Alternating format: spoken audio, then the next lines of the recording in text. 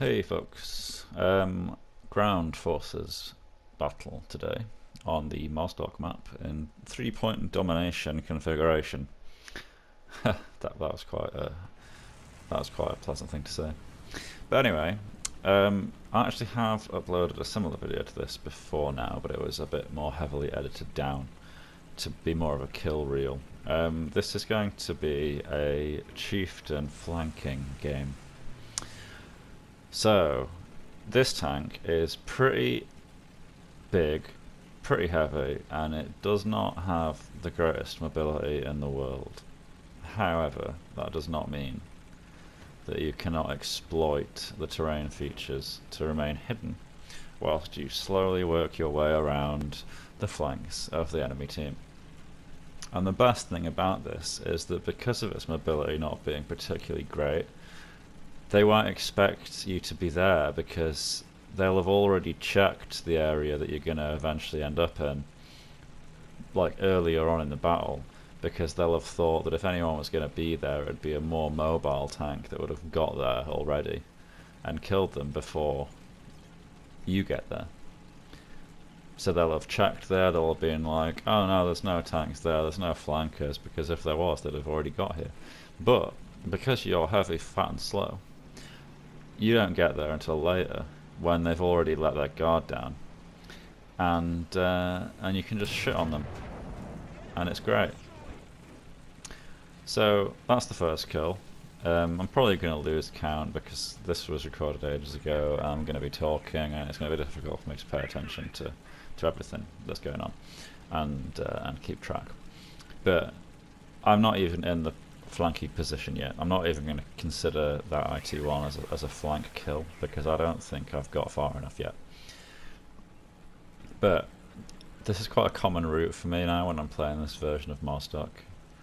And the Chieftain, it kind of lends itself to this kind of playstyle because it's got good turret armor, but it's not great at because the mobility is not great. It works better when you don't have to keep as much of an eye on like other angles and directions.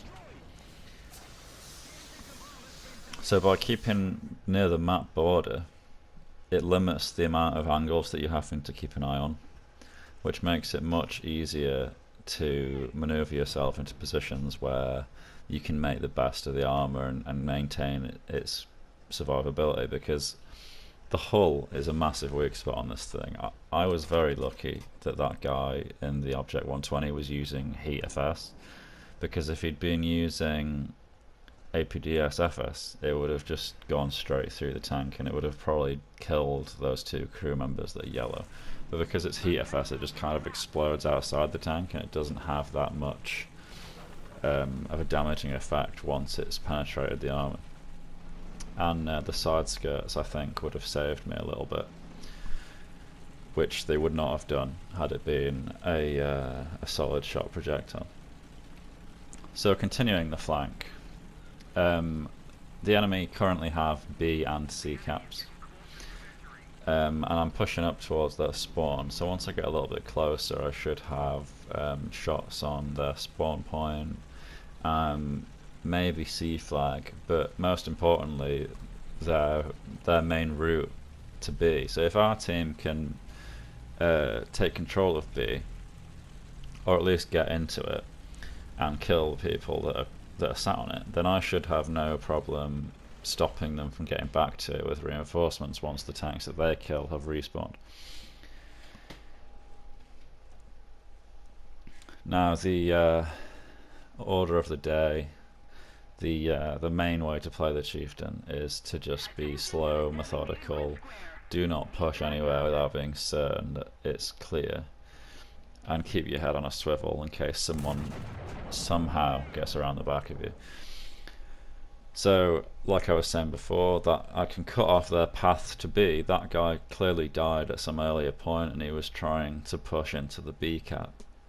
But because of where I am, I've got a clear line of sight on their avenue to get there, and I just ended him. I think that was my 4th kill. And I can see, I can't tell what that is. and I don't remember. I'm having to watch in quite a small view window for the recording, but it was another 264. 5 kills, I think that is now.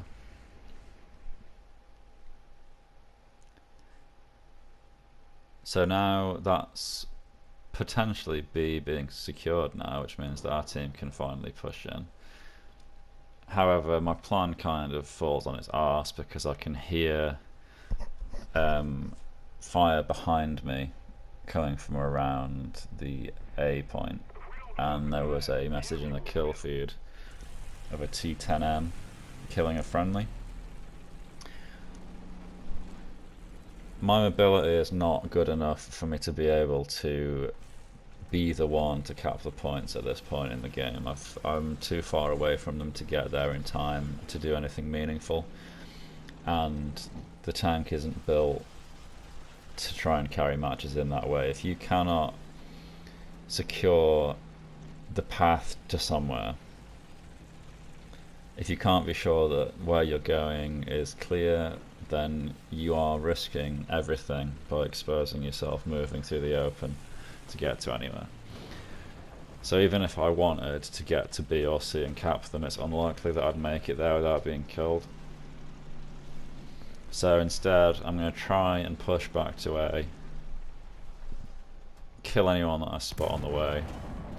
I get the impression that there's at least one other tank aside from this T10, and I'm hoping that if I can kill the people that are capping A, then it'll slow our ticket bleed enough for someone that's spawning in something lighter and quicker to come back and cap A, and then potentially move to B and cap that as well.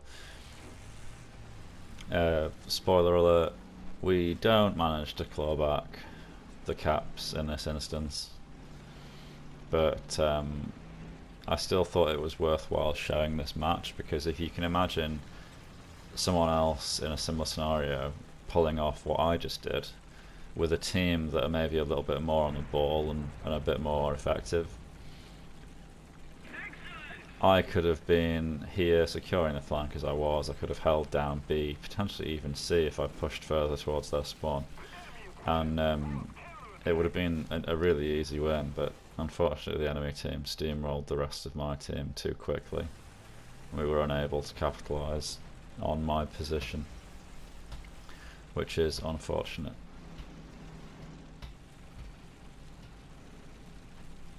So I'm trying to get to B at the minute. The reason I'm not going for A is because it's not currently anyone's property. If I get B and D cap it and then cap it in our colours, then it'll redress the ticket bleed. It will negate the ticket bleed. Our ticket loss will freeze.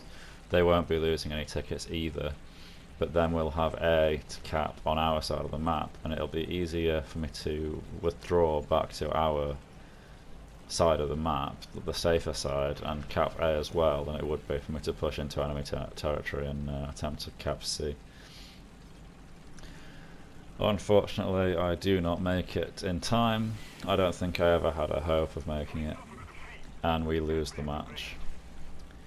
But a 6-kill game, and proof that you can flank in a slow, heavy tank. I thought it was worth showing.